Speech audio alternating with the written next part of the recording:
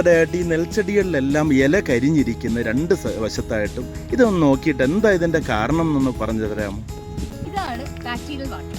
ഈ വാട്ടം എന്ന് പറയുന്നത് പ്രധാനമായിട്ടും ഒരു ബാക്ടീരിയ കാരണമാണ് ഉണ്ടാകുന്നത്. അതിന്റെ പേരാണ് സാന്തോമോണസ് ഒറൈസിറ്റി. സാർ, ഇതിന്റെ ലക്ഷണം എന്തൊക്കെയാണ്? ഇത് സാധാരണയായിട്ടും നിങ്ങൾ നോക്കിക്കഴിഞ്ഞാൽ മനസ്സിലാവും. ഈ ഇലയിൽ കാണുന്നുണ്ടല്ലോ, ഇതിന്റെ അറ്റങ്ങളെല്ലാം ആദ്യം തന്നെ കരിഞ്ഞു. അതിനുശേഷം തുടർന്ന് അകത്തോട്ടുള്ള ഭാഗത്തിലോട്ടെല്ലാം ഈ കരിച്ചിൽ വ്യാപിക്കും. മുഴുവനായിട്ട് അത് കരിഞ്ഞു പോവുകയും ചെയ്യും. ഇത് സാധാരണയായിട്ട് ഞാറ്റടി പരുവത്തിൽ, അതുപോലെ തന്നെ ഇത് ഏകദേശം എത്ര പ്രായം, ഇതിപ്പോ 2 മാസമായിട്ടുണ്ട്. 2 മാസം പ്രായമുള്ള ഒരു ഇലകളിൽ നമുക്ക് ഇതുപോലുള്ള ലക്ഷണങ്ങൾ കണ്ടുവരുന്നുണ്ട്. സാധാരണയായിട്ട് നമുക്കറിയാം, പാലക്കാട് മേഖലയിലെല്ലാം താപനില വളരെ കൂടുതലാണ്.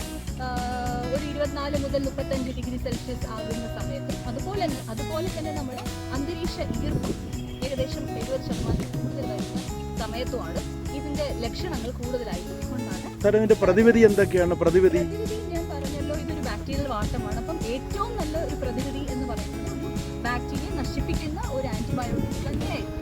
പക്ഷെ പെട്ടെന്ന് ഒരു പാടശേഖരത്തിൽ ഇങ്ങനെ ഒരു ലക്ഷണം കണ്ടു കഴിഞ്ഞാൽ ചിലപ്പോൾ കർഷകന്റെ കയ്യിൽ അങ്ങനെ ഒരു മരുന്ന് ഉടനെ എടുക്കാൻ സാധിച്ചെന്ന് വരില്ല. അപ്പോൾ നമുക്ക് പെട്ടെന്ന് തന്നെ ചെയ്യാൻ പറ്റുന്ന ഒരു പ്രതിവിധിയാണ് പച്ചച്ചാണകം. നമ്മൾ പച്ചച്ചാണകം തന്നെ എടുക്കാനായിട്ട് ശ്രദ്ധിക്കണം. പച്ചച്ചാണകം നന്നായിട്ട് നേർപ്പിച്ച് 2% വീര്യത്തോടുകൂടി നമ്മൾ വയലിൽ തളിച്ചു കൊടുക്കുക.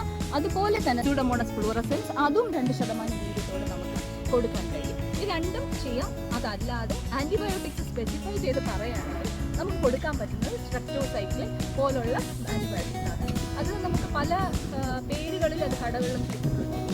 ടീസൈക്ലിൻ എന്ന് പറയുന്ന ഒരു പേരിലാണ് കിട്ടുന്നത്. ഇത് നമുക്കൊരു 1 ഏക്കർ 40 ലിറ്റർ വെള്ളത്തിൽ 6 ഗ്രാമാണ് നമ്മൾ എടുക്കുക.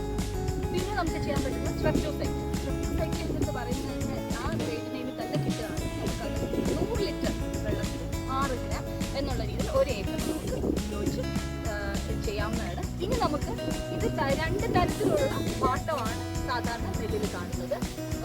ഫംഗസ് കൊണ്ട് ഉണ്ടാകുന്ന വാട്ടമുണ്ട്, അതുപോലെ തന്നെ ബാക്ടീരിയ കൊണ്ട് ഉണ്ടാകുന്ന വാട്ടമുണ്ട്. ബാക്ടീരിയ മൂലമുണ്ടായ വാട്ടമാണോ എന്ന് കൺഫേം ചെയ്യുന്നതിന് വേണ്ടി, ഉറപ്പിക്കുന്നതിന് വേണ്ടിയാണ് നമ്മൾ ഈ ഒരു ടെസ്റ്റ് ചെയ്യുന്നത്. ഇതാണ് ഊസ് ടെസ്റ്റ്. ഇതിനു വേണ്ടി നമ്മൾ നെൽച്ചെടി കട്ട് ചെയ്ത് എടുത്തിട്ടുണ്ട്.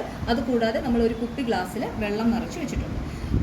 ഈ കട്ട് ചെയ്ത നെൽച്ചെടി നമ്മളൊരു കുറച്ച് താഴോട്ടായിട്ട് നമ്മൾ ഇറക്കി വെക്കുകയാണ്. അതിന് 10 മുതൽ 15 മിനിറ്റ് വരെ നമ്മൾ നോക്കും. അതിനകത്ത് ഒരു ചെറിയ ദ്രാവകം, വെള്ള ദ്രാവകം ഇതിൽ കൂടെ വരുന്നുണ്ടെങ്കിൽ നമുക്ക് ഉറപ്പിക്കാം ഇത് ബാക്ടീരിയൽ വാട്ടമാണ്.